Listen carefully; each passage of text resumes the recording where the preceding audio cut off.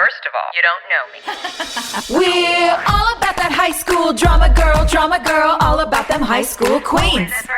We'll take you for a ride in our comic girl, cheering for the right team. Drama queens, smart girl, rough girl, fashion but you're tough girl. You could sit with us, girl. Drama queens, drama queens, drama queens, drama queens, drama queens.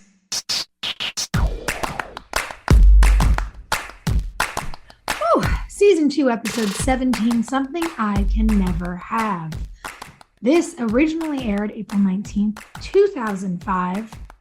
Guys, this was a doozy. Cliffhanger from the last episode. Keith is reeling and missing for the beginning of this one from being left at the altar by Jules as he finds out it was all a setup by Dan. Anna confronts Felix about her sexuality and finds out who really tagged Peyton's locker. Brooke tries to find a living solution so she doesn't have to leave Tree Hill. She wants to be a girl behind the red door. Brooke, baby! I want to go. And Nathan reflects on his relationship with Haley through the sweetest flashbacks we have ever seen as he tries to win her back while she is on tour. And last but not least, our very favorite Jake Jagelski taking hand in his fight for custody of Jenny. Dun, dun, dun. So much. I'm exhausted. God. I'm emotionally exhausted from this episode. I'm so glad that someone else said that because I was like, why am I so tired? Like this episode put us through it. It really did. It was an emotional roller coaster. I mean, it starts with Nikki just yelling at us. I was going to say the whole Nikki and Jake thing. I mean, that's so rough. Custody in and of itself, anyone who knows anyone who's been through custody stuff, or if you've been through it yourself, you know the family courts are a mess. And especially just trying to deal with, it's always court date after court date. It's never easy. There's never just a cut and clean, dry way. There's always some way the system's trying to suck money out of you. So the idea that teenagers are having to navigate through this stuff too is just so gut-wrenching. I really feel for Jake. And to see Nikki weaponize his love for his daughter against him. To go to a court date that she knew was a date he was unaware of and pleaded her case as the victim. Oh, it's infuriating. But as a teenager, like, how do you know how to hire a lawyer? How do you know, like, how to make a court date or a court appearance, what room to go to? Like, you know, I do a whole TV show about the judicial system where it's like grown-ups our age who are like, I have no idea. Yeah. This is impossible. It's so intimidating. For that point, though, like Jake says, I'm staying. I'm not going anywhere. Like, I'm not going to get scared off. Yeah. I forgot that he doubled down and was like, I'm going to stay. I do too. And to your point, though, he gets an offer for some help and support from an adult. Yeah. From a capable adult who says, we can do this differently for you. And that's really his first sign of hope. That's the first thing that lets him know that he can fight. But that didn't happen until after he chose to stay. Which I love too. Sometimes you have to take the leap of faith to do the thing. Where are Jake Jagelski's parents? Seriously, guys. Like, it's like we're children of the corn. There's just no parents anywhere. No one has parents. No. It's not even like his parents are saying, well, Jake, we tried, honey. You know, give her to her mama. We can't afford her. Nope. Yeah, it's just so confusing to me why they didn't take those opportunities to flesh us out. And instead they're like, well, there's this businessman that Karen's sleeping with. We're going to have him come in and do it. We've cast this person. We pay one salary. I love that Brooke's parents are arranging for them to move. And you see the movers, but never her parents. Right, never. No, it's amazing. There's no parents in Tree Hill except for Dan and Deb and Karen. Well, Deb's not even here now. Deb saw the shit show at the wedding and was like, peace, I'm out, you guys. It's too much. I can't, for the people at home that don't know how TV is made, your deal is sometimes like you're in all the episodes or you're only in 6 out of 12 episodes or maybe 3 out of 12 episodes. And with a cast as big as ours, you have to budget strategically so you can keep all your players. So sometimes people are missing, or sometimes like whole families are missing that should be involved. So maybe they just should have given our show more money if they wanted happy families. That's true, because no Felix parents, Felix and Anna, no Greenberg, Jake Jagelski, no Brooke, no Peyton. No parents for anyone. Isn't anybody else? Who else has no parents? Keith just had a whole ass wedding and his parents weren't there. Damn, that's true. Right? We didn't even And he had ask no ourselves other friends. about Royal and what was Grandma's name? Can't remember. Tess Harper. Mhm. God, she's so cute. Her commentary on the whole like chick running out. Danny, did you hire a prostitute? That would have been priceless. We were missing. Yeah, We were missing her. We need a director's cut with Tess Harper. It's been great. Well, hey, speaking of the director, we had Paul Johansson direct this episode. This was his first episode directing, I believe. And the performances are so And that's why the performances are so good, because he knows It makes a difference. how to get a great performance out of an actor. He understands the concept of the scene and the space and the arc of the entire story. And he's great. He's so great with actors, man. and especially for us, we talked about it in season 1, how you could see where we were being pushed to perform in certain ways, where we were all a little like, I don't know. Yeah. What's sexy? What's funny? Like, we didn't know. And I'm still asking that question. I mean, honestly, same. And Paul, always encouraged everyone to tone it down and take it inward. Yeah. When you see these really relaxed, really interesting, dynamic performances from everyone, I especially thought it was fun watching what Chad was doing with the Lucas and Dan dynamic, and watching what James was doing with Nathan's memories of him and Haley. Paul directed those boys beautifully in those scenes. He's been those boys. He's had to walk in those shoes and be like, be a heartthrob, but also be emotional, but also be approachable, but also be mysterious. Like be unattainable, but everyone's best friend. Yeah. It's tough being a chick, but it's also really hard to be a young man in your early 20s having to play these parts because, you're having to do emotional work, but also you get told maintain your masculinity. And you want to be cool. You still want to be cool. Oh, and be the guy that people are putting their poster on their walls. Just, what was that, J14? Tiger Beat. Tiger Beat. Jonathan Taylor Thomas. Oh my God. Shout out to the OG wall poster Please boy. tell me, did you have him on your wall? I probably did. You did? Probably when I was young. Yeah. Like, I think when I was like, what, Totally 10, 11. Yeah. Mm-hmm. I remember I got like a Book It poster thing. Like I saved my quarters. Remember Book It? It was like the book subscription thing you could do at school. And I got a Richard Grieco poster. Like 21 Jump Street. I was never into, but like, guys, I got that in like 3rd grade. I was never into boys our age. I was always so he was your first celebrity. Who was your first crush? Who was your first celebrity crush? I had no idea who he was. I saw his picture in the Book It pamphlet and was like, oh, that guy looks like he rides motorcycles and like causes trouble. Oh my God, okay. Hilarie. You manifested your husband, Hilarie. That's what you did. You know who my first crush was? Who?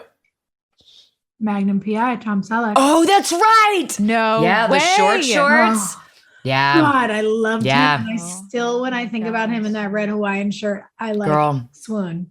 Yeah. Get it. You know totally what? When I went to see this movie, it was a drive-in. It was the only drive-in movie I'd ever seen. I think I was, 9. And it was a double feature. It was The Sandlot and Ghost Dad. Oh, Sandlot. And The Sandlot, man, when Mike Vitar came on the screen with those big brown eyes and that like Dude. Mediterranean olive skin, I was done. Isn't he like a firefighter now? He's like a firefighter or a cop or I something. immediately got on Google when I watched The Sandlot with Maria the other day. And I was like, man, that kid is still fucking cute. Yeah. In a non-creepy way. But like, I could feel myself back being like 10 years old again. Your childhood self who had a crush on his childhood self, Googled his adult self. That's right. You're an adult. I get it. So here's the deal. If you're a handsome young man, but you also have to feel feelings, Paul Johansson is the director for you. That's right. He go. knows how to bring it out. Great performance from Anna in particular. I really wanted to give a shout out to her, to Daniela, who just nailed those scenes so beautifully. So it wasn't too much. I mean, that's the thing that Paul's great at, is reeling actors in. And he's like, stop doing stuff. Stop acting. Stop like doing the thing with your face that you think you need to do with the corresponding emotion to the facial expression. Stop it. Just stand there and feel what you're feeling. And when you drop into it, if you allow yourself to be that honest, which Daniela clearly did, something really beautiful happens. And I thought, well, let's talk about that whole like arc a little bit, because this is the fruition of lots of Anna conversations, confrontations. And I don't know, it's kind of surprising to me that we did all this so many years ago and it's still such a big conversation. What I appreciated about Anna's arc is that she didn't just come out right away and say, I'm gay. It became this like trickle. It was just a little slow trickle where you could feel this teenage girl trying on new things. And if she could get over the one hurdle of I made a joke about this and no one freaked out. And then, I admitted maybe I was bi and no one freaked out. And then, now I've kissed a girl and I'm still alive. You know what I mean? So by the time she gets up to this point where she's like, I'm gay. It's me. You're not talking about Peyton. You're talking about me. What was the quote she said here? I'm trying to remember. You made me afraid to be myself. That's it. He said, it's just a word. She said, it's not just a word. It's who I am. And she owns it. And then she says, I'm gay. I think it's so important to show characters figuring it out, you know, because it provides everyone else with a way to articulate how they're feeling. And you know what I loved about what she said as well? She had the profound expression of identity. And when I think about when this aired and how proud I am that we did this, we also got very clear about how things work in the world. And she said, it's not just a word, it's a hate crime. Yeah, for sure. Because it is. It's a hate crime. Yeah. And the clarity to say that in an era, because remember in 2005, a lot of people were still saying, oh, that's so gay. Like it was some insult, and making people feel so terrified to be who they were, to say, no, that's me you're talking about. And I'm very proud looking back that we threw the gauntlet down to say, no, we don't do that. We don't make light when it's people's identities and their feeling of being accepted in their worlds at stake. We're not going to minimize that at all. I mean, Brooke Davis and went for it with the whole banging on Felix's door. Absolutely. Like one, this ripped is, him up. I can't be with a person who says this anywhere. No. In no realm is that acceptable. But on my best friend's locker, like that turns it up, you know, to infinity. She's like, I'd have dumped you if you did it to anybody. Yeah. And you did it to my best friend. Ugh.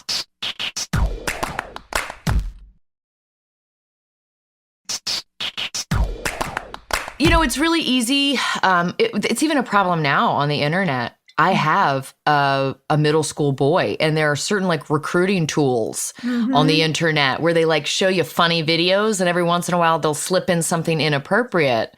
And so all the mom groups I'm in, they're like, watch what your teen boys are watching. Oh, yeah. Because it's to desensitize them to people's feelings and to make it cool if someone cries, you know? And that's certainly not how I'm raising my son, but you can see how in 2005, when this aired, there was a sense of toxic masculinity where boys could say whatever they wanted to say, and it didn't matter who it hurt. Yeah. I love that she went after him. I love that Brooke went after him and just laid that line down. And it was nice for me because that's such a hard line I've always taken since I was so young. I remember getting suspended when I was little I was little. I like this story already. Yeah. My dad, for his whole working career, was an artist. And I grew up in a very queer, very diverse and gender diverse community in Los Angeles with artists and, people who fled here in the same way that so many people fled to New York to have safe queer community. And when the AIDS epidemic hit, I'm not exaggerating when I tell you 50% of my parents' closest friends died. Ugh. Oh, God. And the stigma around AIDS when we were little was so strong. It was a punchline. It was on like late night shows, a punchline. Yeah. And I remember listening to some kids at school talking about what it meant if you died of AIDS. And I was like fist fighting with a boy and I got suspended. And is that why they sent you to the all-girls school? Honestly, probably. Like hitting boys. God, gotta get her out of here. And it was like all the arguments I'd ever gotten in defending people who I love, who've been stigmatized for who they love. Yeah. I got to put all that stuff on Felix as Brooke. And it felt great. Like knowing that these were the examples we were setting. Your storyline, Hill, with Daniela's whole storyline is Anna, like, me being able to be playing a character who was defending her friends, like it all just felt important. Yeah. And it was special to be part of something important. So much of TV can be like vapid, like, what are we wearing? How does our hair look? Stuff like that. And I love that stuff. I love when we see each other's outfits and we're like, oh my God, it's so cute. But it is nice to look back and see a storyline that we're like, oh, that's what I wanted to model when I started doing this. Like I wanted to have safe conversations for people. And Daniela Joy, you said it best. You're like, Paul gets people to connect in a way that's great. And that single tear that she has at the end of her scene is just like chef's kiss. It's gorgeous. So good. Keith, you want to go into the darkness? Do we want to go down like that dark road? Oof. Sure. Yeah. I mean, I was gonna say before that Brooke had. Speaking of Brooke, let's do that. So much. I don't know why this storyline made me like. I'm like over here weeping. It made me cry. This the fact that Lucas decorated his room like your bedroom.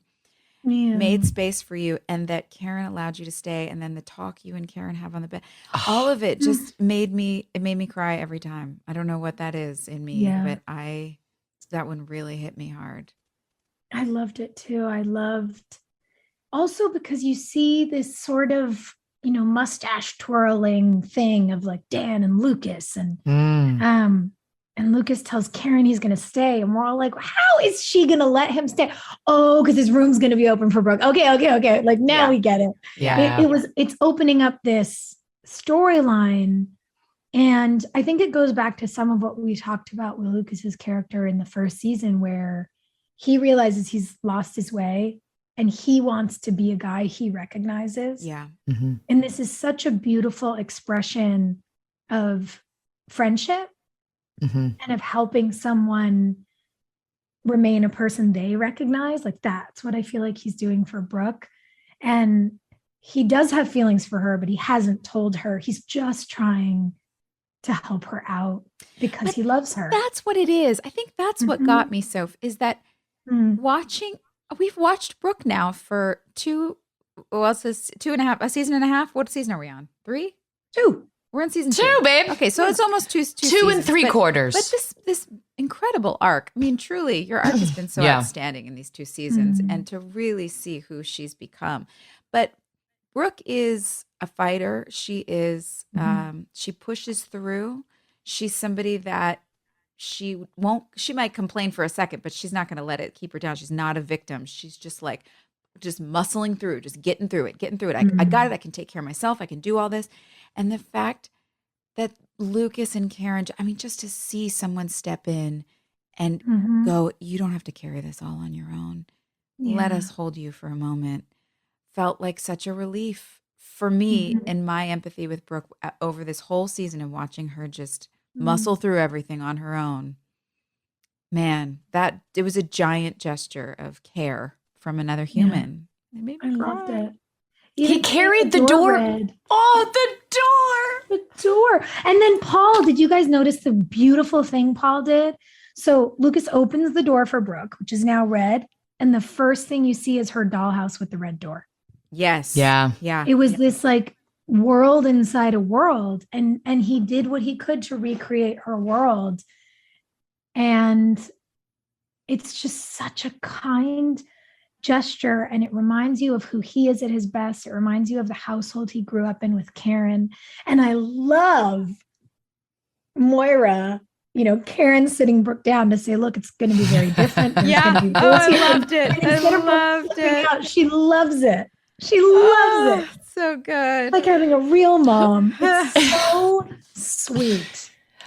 Moira was so good at kind of getting that reaction out of all of the young players, because she interacted with all of us in different ways, and watching her with the boys is fun, with her and like Jake, her and Nathan, her and Chad, You two had a really special thing though, because you're supposed to be the party girl that's hooking up with her kid, and man, like to see how excited, like your eyes would light up, just like, oh my God, are you paying attention to me? Yeah. As Brooke, just like, oh my God, this is a real mom. How cool. Yeah. I also love from a production standpoint, they were like, we're not going to pay rent on those 2 big mansion houses anymore. So how can we just put Brooke in a set we already control? Yeah, we have this house and we're going to be fine. Budget. Make the door red and it'll all be the same. No parents, no mansions. These are the things that make our show special, though. These little moments. It's the simple things in life, just the simple kindnesses from one person to another. Oh, gets me every time. Well, look, Nathan taking Haley on the road trip to see her parents is so cute, and then tying it into this road trip to see her, which ends up not being as cute. Oh, that was beautiful. And the little things, again, like the big red door and the small red door, the Atlanta highway sign, and then the matching Atlanta postcard. Yeah. There were all these sort of optical illusions and references to memory and identity.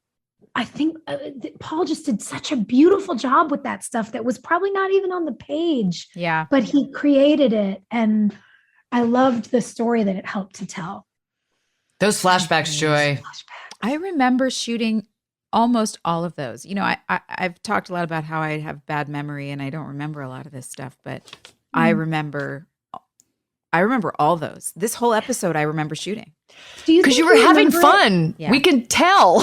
Yeah. Well, you guys are so cute together in these scenes.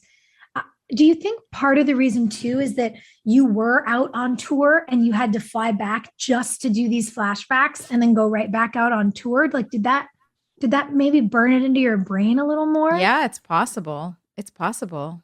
I really don't know why. I don't know why. It's so cool. But what do you remember? I definitely remember shooting the answering machine scene, which is so funny because nobody has an answering machine anymore. Right. I love that. That's in my notes. You guys making the answering machine recording. So sweet. I remember doing that. I just remember us having a ball. And I think maybe a lot of it's that I remember because Paul was directing. And so we were all it was really fully all just our friends doing this episode. So maybe that was part of it. And I feel like too, I have a question about that because Paul directing you guys, the answering machine message, I was like, oh my God, I'm blushing. Like they're talking about having sex. Yeah. Wait a minute. What? Yeah. Like, in the answering machine, don't her parents call this number? Don't her parents call this number? I really was like, oh my God. Do you think like maybe it just being you, James, and Paul in the room made you guys like a little spicier and funnier? Because it was I'm sure our little family being so silly. Yeah. Also, probably the fact that I don't think James and I had been fun and snuggly. We hadn't done a lot of that yet. This was the first time that we were laying down next to each other on a bed and like tickling and cuddling and snuggling, and that was a new thing for Laughing. Yeah, it was a new thing for Nathan and Haley to see. It was a new thing for James and I to shoot. But also, Yeah, you new come window into your your sexy. relationship. Like, Joy, when you come in from the wedding and he's like carried you across the threshold and you do that little like That little hippie walk to the bedroom, babe. Yeah. Okay. Oh, the sign falling off the door. Okay. Oh, so so cute. I remember Yeah. all that. And then I really remember the scene where James shows up and he comes and I walk in and we have to do the whole scene where he's telling me, I'm here for you. I married you because I for better or worse, I support you. I'm here. And I'm exhausted. That was so hard to watch. That was so painful to watch her That scene was Yeah. painful. be uncertain. I mean, she just couldn't. Why was it so painful, guys?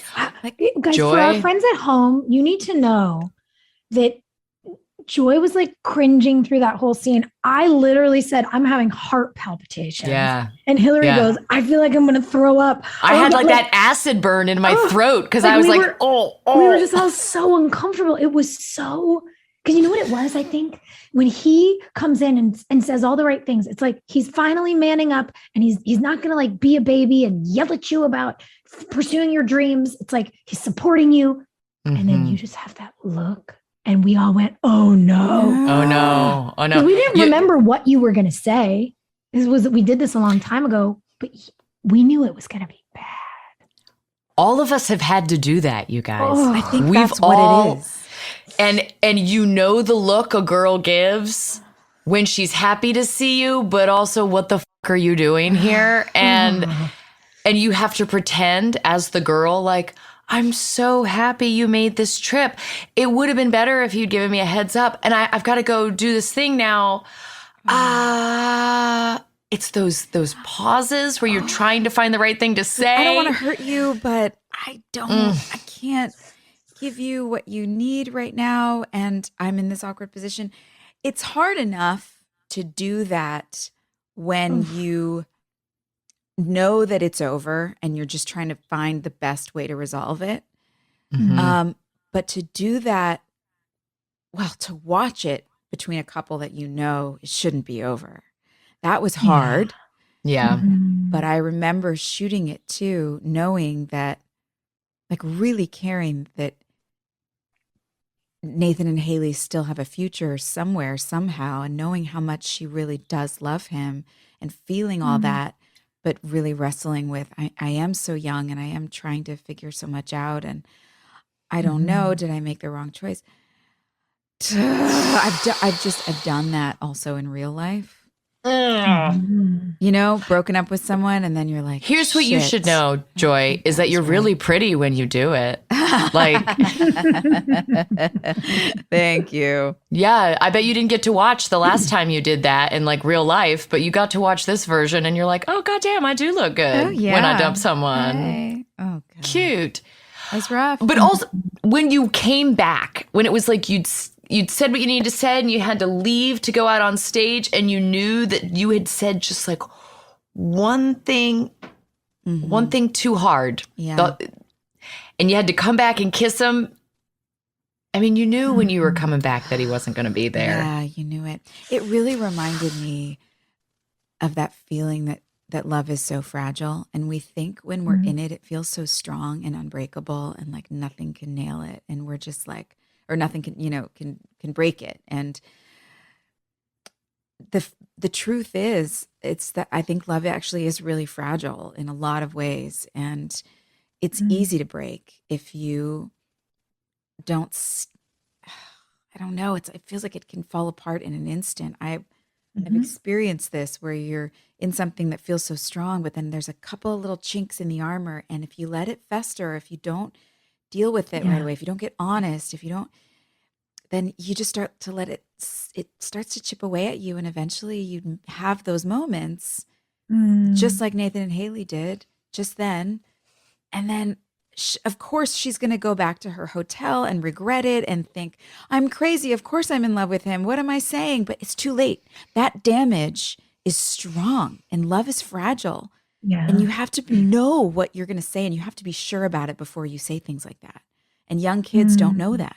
Kids also don't have protocols to create these safe containers where you can say, here's all my fears, and I need to say them out loud to you so that I can realize they're not true. Right. Mm-hmm. You know, Haley is speaking her fears and Nathan is hearing them as truths. Yes. And these two young kids who we love don't have the wherewithal that we all have as, you know, grown-ups to say, here's every irrational thing I'm thinking that's keeping me up at night. And I have to let you know, so you know what I'm feeling. Yeah. And we have to make sense of what's real and what isn't. You don't have that when you're so young, and you can, it's like, you see it like a shot to the heart to him. And so that is damage that's going to have to be. And she's just talking. I think that's a huge issue between men and women mostly anyway, is that men are so generally so information driven, and women are, you know, we're just talking it out. Like, I'm just saying it out loud because this is how I feel, but I might feel differently in a couple hours, but you know, this is how I feel. And men take it as information and then they do things with that. And you're like, wait, that's just an emotion. I'm not, hold on. That's not forever. I'm a girl.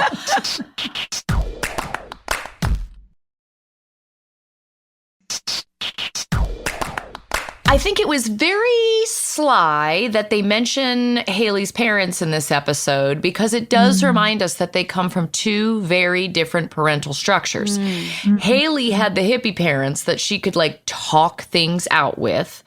And Nathan had to live with Dan and Deb, who we know had, you know, a pretty rough relationship. Deb fell for another man, and I'm sure Dan said all of these sweeping things to get her back, like, you're my wife and I'm going to fight for you. We've heard Dan say those things. And so Nathan is saying all of those things to his wife now, but he's got to act on them. He can't say them. He has to live them. And conversely, we see Lucas actually living up to all the things that he said. It's really, really easy to say, like, the cheesy, I'm gonna stay with you forever, girl stuff. It's a totally different thing to walk the walk. And we're seeing Lucas walk the walk in this episode. And unfortunately, we're seeing Nathan drive away. Like, had he only sat through that 40-minute set, what could have been, you know? Yeah. I But don't know, it's the drama though. we need for the episodes, ladies. Dun, dun, dun. That's true. Drama. You know? I don't know, though. If he'd have stayed, I don't know. It doesn't Haley feel was not to me like she's processed it Yeah, yet. and Haley wasn't ready. Yeah. Even if he had stayed, she sort of took the bite of the apple, or opened Pandora's box, if you will. You know, I don't know if I actually like those Do you metaphors think- for this, because I think it is fair for her to pursue her dreams. There's nothing wrong Absolutely. with that. Sure. Don't you think he should have left her a note or something? Like, you're spectacular, you know, or just like, I don't know, just to leave when she's doing the thing she's so excited about doing feels petty to me. It's But like, you know why'd you what? come here and piss on this? It's reminding me of what you said when we were watching Keith's last scene, with just how he hits Lucas so hard. Sometimes when people are in the depths of their pain, they want to barb at other people with it. They want that. Like, oh man, when you're so heartbroken that you want someone to see how heartbroken you are. It's such a vulnerable thing. He drove all the way out there. This is Nathan Scott we're talking about. This is like dude's dude. He's a jock, and he's like non-emotional, and was raised by Dan. I mean, for this boy to get in his car and drive out there after the conversations he's had with Haley on the phone, after all the, you know, the thing on the news with the misconception about Chris and all of this, to drive out there and wait for her with bated breath and have her walk out and not throw her arms around him and cover him with kisses and go, I'm so glad you're here. Thank you for coming. And not only does he do that, not only does he stay and he gives her the speech. Even after she doesn't throw her arms around him, he gives her the speech. I'm here for you. Whatever you need. It's so vulnerable. Yeah. that when she doesn't respond immediately with, thank you, baby, I love you so much, let's do this, you and me forever. Yeah, I get why he left. I get it. Now I'm thinking about the ring too. The taking the ring off thing is, ring. guys, I forgot. All right, I changed my mind. Yeah. This is some bullshit. He had to go. You talked me into it, Joy. You win. It makes me realize too that, Peyton observes in the episode when she's sitting looking out the window in that scene with Brooke and says, That was a nice quiet scene. all of our worlds are being ripped away from us, Peyton's and Jake's and Brooke's, and so are Nathan and Haley's. Yeah. And then you realize it's also happening to Keith when he says, everyone I thought I cared about lied to me. Everyone's worlds are being ripped out from under them in this episode. And the only way they're going to get them back is by leaning on each other and accepting help. Yeah. Brooke has to accept Lucas and Karen's help. Mm-hmm. Jake has to accept Andy's help. Yeah. Like everyone's, they only begin to reclaim what they're losing And by accepting help from other people. And Nathan and Haley's not Haley are ready for falling Nathan's apart help. because they're not accepting each other's help. Yeah. Haley's like, I don't know if I want your help.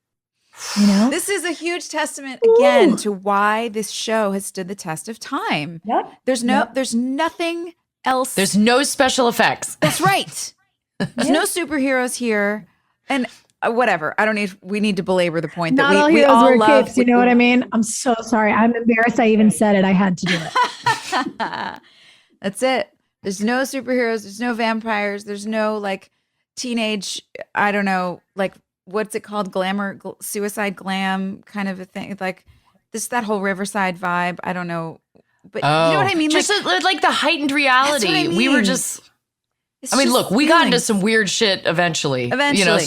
Storylines got real interesting as we moved through Tree Hill. I mean, look, hiring mistresses and private investigators is pretty weird as it is, but at least we managed to ground it. The things that make us feel everything, though, is all this Yeah. stuff. Those Yeah. kinds of things happened in my hometown. So those aren't even like far-fetched. Do you know what I mean? I don't think I ever knew anyone who hired a PI. Really? Really? I don't think I did No. either. I was once Yeah. encouraged to, but I didn't. Oh, yes, dude. me too. PIs, hitmen, Yeah. mistresses, all those things were like a deal in my hometown. What? And so, Wow. Did you just say hitman? oh yeah, Gross one of the point blank? pastors in our town tried to get a parishioner to like, I'll kill your wife if you kill mine. Strangers on a train? Yes. Somebody watched some Hitchcock and they were Yes. like, that's a good idea. I Oh played my baseball with God. his daughter. It was like a nightmare. Yes. And so when these things happen in Tree Hill, it's like, oh, this is crazy. But then also it happens all the time. Truth is stranger than fiction. All the time. Oh, Yeah, that's why I still get Star News, the local newspaper from Wilmington, where we filmed this. You too. Oh my God, there's crazy things happening all the time, you guys. Oh, I was just about to say, I love when you text us articles from Star News. It makes me so happy. Oh, yeah. That's how you know I'm an old person now, where I'm like, y'all see this in the local paper? Check out this headline. I mean, Grant and I still watch the local news sometimes at night, Yeah, you do. just because we're like, you never see these weird human interest stories otherwise. No. Got to turn into the local affiliate and see what's what. Thank God Mouth McFadden becomes a reporter later. Oh, Thank God. I wish Lee Norris was a reporter. I'd watch him on the news every night. He would be great. He'd be great at the news. Oh, he would just be so good. I love that. So, military school for Felix. That's a good end of the road for him. Does this mean we're never going to see Felix again? I mean, I'm okay with it. What an unlikable character, honestly. Anytime he did something remotely nice, it just got tanked so hard. I know. Yeah. Maybe we just had to. I think Dan is villain enough for Tree Hill. I don't know that we. It was need- too Nikki, I much. mean, Nikki. We've got Nikki too, who like pops in and out. But yeah, I think. Oh it my was a bit God. much. I just also don't think the writers they never took Felix past like a cartoon character in terms of his motivations. Yeah. Dan was rooted in some things that were really scary, but interesting to watch and learn about. Felix was just like a douche. Yeah. He was just douchey. And they tried to clean him up by making him be nice to Brooke. And then Brooke just had to clean up after him. I'm not mad about it or anything. It's fine. I'm fine. It's been 20 years. I'm fine. I know. I think it just felt like more of a device. He always kind of felt like more of a It device. did feel like a device. And I think the reason it really stands out that his character was a device is because of how human they wrote Anna. Yeah. Yes. Yeah. They didn't put the same effort into his character as they put into hers. And it makes me sad because in losing his character to military school, it also means we're going to lose Anna. Like we lost so Daniela and that didn't feel fair. Oh. No. Think about how different Tree Hill would have been if we'd had her entire trajectory through graduation, you know? It was so cool. Yeah. Or like when we came back after the 5-year jump, Yeah. you know, like what was Anna doing? Oh man, I know. wish we'd gotten her back. That would have been neat. Where was Anna? I just kept thinking when he was like flipping out on her in those scenes and he was like, Ugh. how could you do this? How could you do that? And she was talking about how he always blames everyone for everything else. I was like, welcome to 2022, Felix. It's called accountability. Felix Getting a little dose of some accountability. Felix would be that guy on Twitter that like is making brosif comments and it's like, hey man, This is whatever. totally ridiculous. I said something really horrible and now I'm being canceled. It's like, no, people are just unfollowing you because they don't want to listen to you anymore. You still have a platform. You haven't been canceled from anything. Be more like Jake, Felix. Be like Jake. That's what we need on a t-shirt. Be like Jake. I think everyone knows, you guys. I get so many comments where people are like, enough. You do? I'm like, you don't tell me what to do. We'll Jake all day if we want to. I'm gonna Jake all day. Yeah. Does he come? Is he in the next few? Like when does he? Because he goes out again at some point, right? I mean, I think he goes to prison at some point. Yeah, doesn't Oh he? my gosh, that's what he did. right. Guys, the fun part of this is it's kind of like reaching into a bag of tricks. We have no idea what's coming I know. next. Honestly. Where's Skills? I feel like we've been really missing Yeah, Antoine. where is a lot. Antoine? We missed a lot of comedic relief in this episode because the people who've been giving it to us, whether it's, you know, Mouth or Skills or Deb, who else is our comedic relief? You know, Ferg, any of the Riverport guys. Yeah. We're missing all of that. Yeah, and we really are. maybe that's why this episode felt like hard. Yeah. Mm. Well, and it actually makes sense when you put it that way, why those characters aren't in the episode, because this one was meant to feel low. Yeah. You know, you're watching all these people having their worlds torn apart. Ugh. And I'm curious where Keith's threat from the beginning comes in. Because at the beginning, he throws a window. Oh my God, a window through a rim. tire. Come on. He throws a window through a window and says, I have nothing left to lose, but you do, to Dan. And then at the end of the episode, he's just leaving. I'm like, wait a second, what's going on here? I want to know what Keith's revenge plan is. I do. Because if too. we're going dark, I want to go all the way. I like this storyline for him. I like seeing him finally having enough. Mm-hmm. He's Yeah, done. you can only be the good brother for so long. But we also loved the fight in the dealership because it was just like 300 finally. guys in suits, and there was so much like Who are those guys? pinstripe and Pile gray of wool suits. flying around. They were Dan's henchmen, you know, his dealership. It's like a Tom and Jerry fight for the suit guys instead of a cloud. Guys in car dealerships don't wear suits now. They wear slacks and those zip up fleeces with God. like colored shirts. If I never see a zip up fleece vest again. I'm telling you, babe.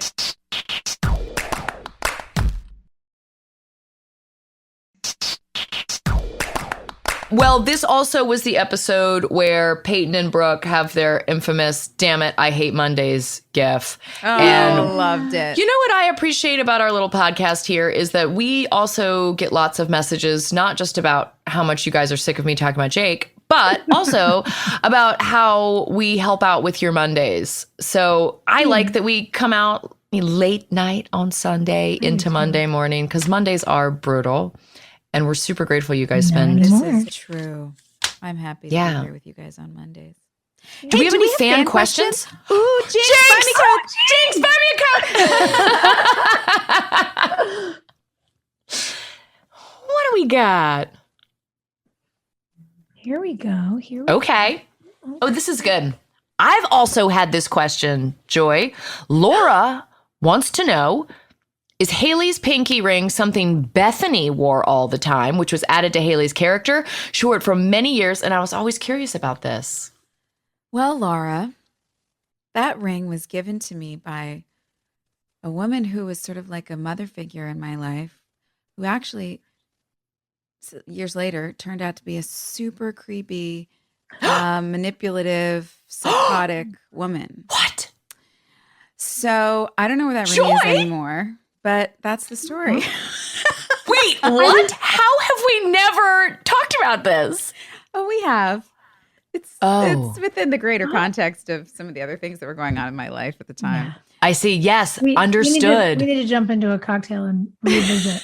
I Hey. was about to get excited and be like, Joy, do you remember when we went pinky ring shopping? And I'm weirdly wearing mine today. Oh my God. Now I feel weird about it. Maybe I can help you reclaim a pinky ring. That's what I need. I need a Yeah. new pinky ring moment. Because now We're whenever gonna I get see it on matching- screen, I'm like, ugh. You know, I was Was like it a young promise and- ring? Did Yeah. she make you promise your soul to her? Was she like, "You're mine now, kid"? She turned you into the picture of Dorian Gray. It was like a, you know, kind of a creepy, manipulative way of trying to make me feel like I was a part of something, and part of her family, and like an ownership Wild. kind of thing. You know, like when a guy who gives Brooke jewelry that in a creepy way. This happened earlier in Felix. season 1. It was Felix, right? Yeah, Felix, that necklace she didn't like. Yeah, it was kind of like that Mhm. kind of a moment where it's like, you belong to me now. Mm. Yeah, And it was. you know, I was having some strained relationships with my family at the time, and so she kind of came in at a moment that felt Hard to put a little wedge in yeah, there. and I was in my young 20s, and it was like, oh, this is great. This feels really like welcoming and awesome, and kind of what I always wanted. And then it turned out to be a whole sham.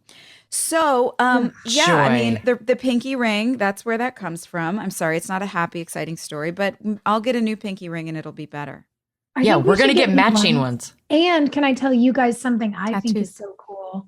Yes. Years ago, I gave as a gift to a friend of mine, the sister of a guy who I used to date, who I'm still good friends with, who had 3 kids. I don't know how I wound up on like some internet rabbit hole and discovered that there are certain cultures where the women wear pinky rings in a stack for their children. Ooh, So I gave her these 3 bands and 3 medals. cute. And so I don't know.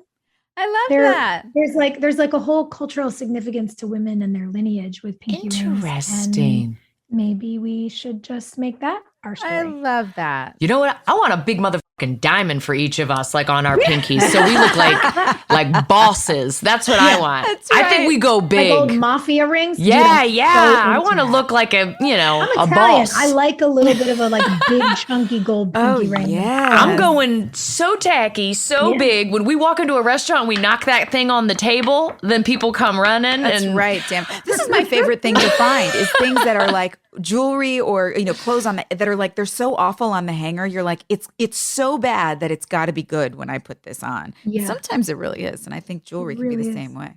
Mhm.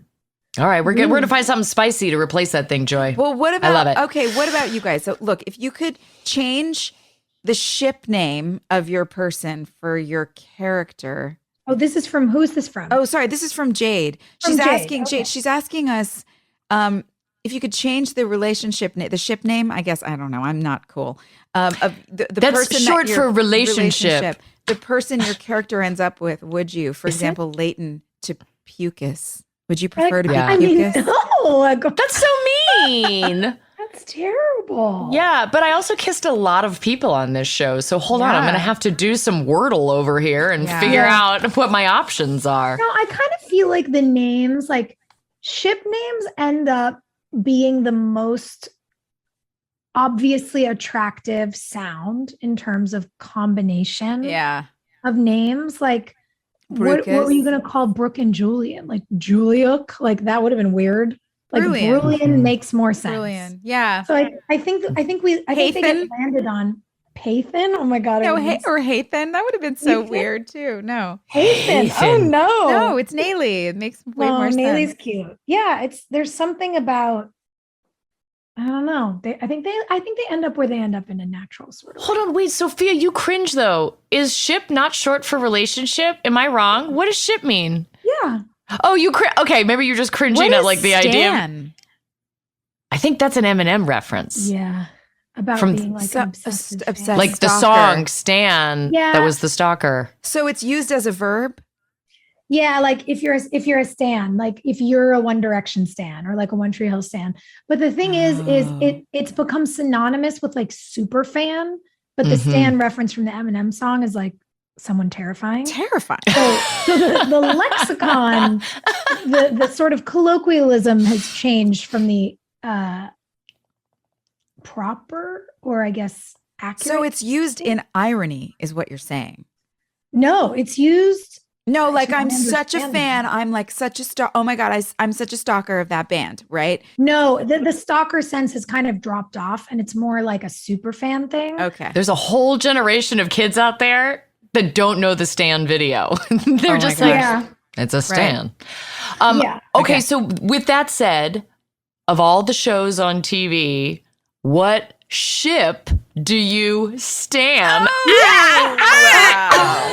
I'm such a grandma. Wow. I gotta think about it. I'm a huge fan. Oh gosh, you know what I stan is that it was never even a romantic relationship. Don Draper and Joan Holloway. Interesting. Every time the two of them were on screen together or working together, like there was something about those two actors in a scene together that made me love, and I love those characters together. That's so there cool. you go. Yeah. So what would their ship be? Oh, it would be Joan. John. I don't know what it would be. Well, is it a Draper Holloway? It's got to be like a Drawlaway or Drawlaway. Oh, see, there you go. We're doing it, girls. We're doing it. Yeah. They on my show, they call me and Edwin Hodge because we're Samantha Griffith and Malcolm Kingsley. They call us Griffsley. Okay. And I'm like, we sound like we came out of Harry Potter. That's a lot. Like, it does. Griffsley is like a wizard house. But I like it. I'm like, okay. Oh wait, you know who I love is the couple from Yellowstone. The oh my God. Well, I love Kelsey and her boyfriend on that, but her husband. Yes. But the Kelly Riley and what are their names? I love them. That couple's so. I would like to be in that relationship. They're a sexy couple. Disaster. I would like to be in that relationship. Yeah, none of my ships are grown-up ships. Because my kids only watch kid shows, and so you got a ship on Jesse. What's going on? No. Gus went through a huge zombies phase, the musical Zombies, and now George has caught on to it, and there's cheerleaders in it, and she's just like so freaking into it. So yeah, freaking Zed and Addison. I'm a Zaddison ship, friends. Yeah. We got a whole new cheerleading pack coming up. Zombie cheerleaders feel right up your alley, though, Hilarie. This feels appropriate. Yes, it's a combination of all the stuff my family cares about. Yeah. Little bit of sports, some undead, and a cheerleading skirt. Fantastic. Oh, it's Rip and Beth from Yellowstone. Our assistant just told us that. What does that end up being? That's the couple. That's Rip and Beth from Yellowstone. That's the couple. But is that Reth? What do people call them? Bep? We could play this game for hours, guys. Oh, gosh. Guys, I think we might need to put ourselves to bed, even though it's early in the day. I think so. We are going to spin a wheel. Woo! Let's do it. Who's going to be our most likely to this week? Most likely to beep, boop, boop. Get a star on the Hollywood Walk of Fame. Wow. Ooh. I mean, wouldn't that be Haley James? Oh, maybe. I guess in Tree Hill, that makes sense. But also, what about Rachel Gattina? Because didn't she end up like being a TV host or something? Yes, that's right. Rachel definitely feels like she'd be. Yeah. She's ambitious. She's very ambitious. Oh, yeah. I like it. Yeah, for sure. I also still see Lee Norris as getting. I know he's our answer for everything, but honestly, A Renaissance man. He fits. In real life, say about it. Barry Corbin. Like Yeah. Barry's been in literally everything. Yeah, does Like, Barry have one? No, but he should. I don't know. Daphne also, by the way, Yeah. should definitely. Mm-hmm. We need to start some petitions. Come on, kids. Well, Get guys, those lists going. The next episode is Do it. season 2, episode 18. It's called The Lonesome Road, which doesn't sound like we're going to get a relief anytime Yeah. soon. So I hope you're watching and enjoying and crying and laughing along with us. Bring your tissues. Hey, thanks for listening. Don't forget to leave us a review. You can also follow us on Instagram at DramaQueensOTH. Or email us at dramaqueens@iheartradio.com. See you next time. We're all about that high school drama girl, all about them high school queens.